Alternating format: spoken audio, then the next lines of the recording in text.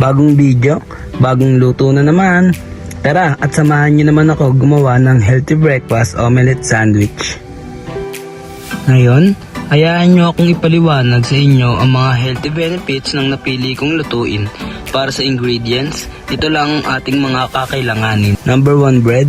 Makakakuha tayo ng nutrients sa tinapay gaya ng carbohydrates, protein, fiber, vitamins at minerals na magbibigay enerhiya sa ating katawan.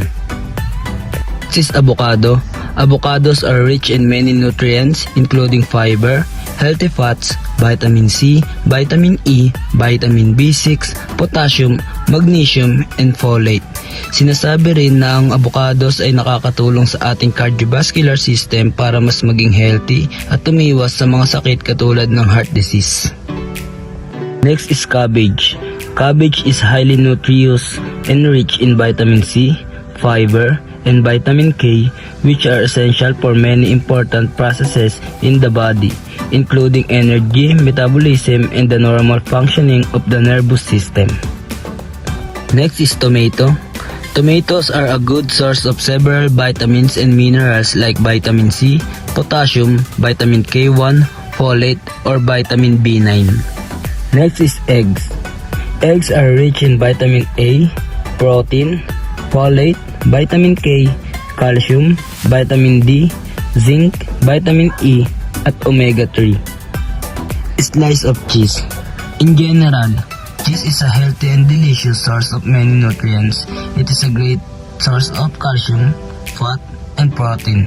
It also contains high amount of vitamins A and B12, along with zinc, phosphorus, and riboflavin. Next is butter. Butter is a source of vitamin A, vitamin D, vitamin E, and calcium. In this dish, I use butter as a substitute for cooking oil because butter has a rich, creamy flavor that can enhance the taste of our healthy breakfast omelette sandwich. Lastly, pinch of iodized salt to taste for our omelette egg. Tara, gawin na natin! Una, hiwain muna ang kamatis sa maliit na size nito. Yung magkakasya lang dapat sa tinapay Isusunod naman ang cabbage o ang repolyo.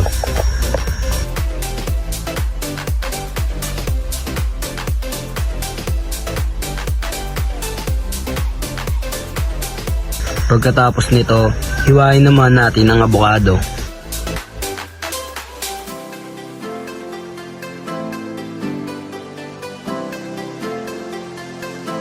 I-set aside ang avocado pagkatapos hiwain at biyakin naman ang itlog para maging scrambled egg ito. Lagyan lamang ng konting asin upang magkalasa. Pagkatapos hiwain ng mga kasangkapan, ilagay ito sa kani-kanilang lalagyan para mapanatiling itong malinis at makaiwas sa contamination. Ito na at magluluto na tayo. Painitan ng kawali at maglagay ng butter.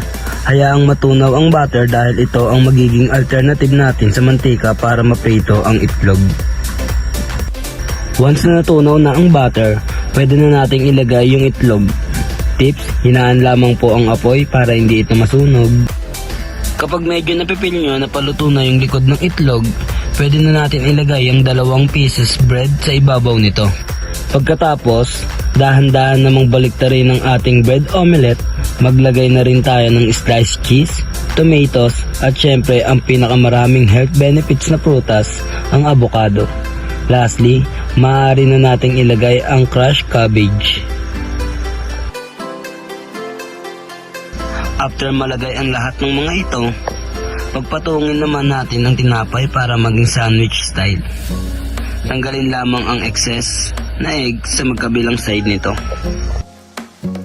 Once done, ready to serve na ang ating healthy breakfast omelette sandwich.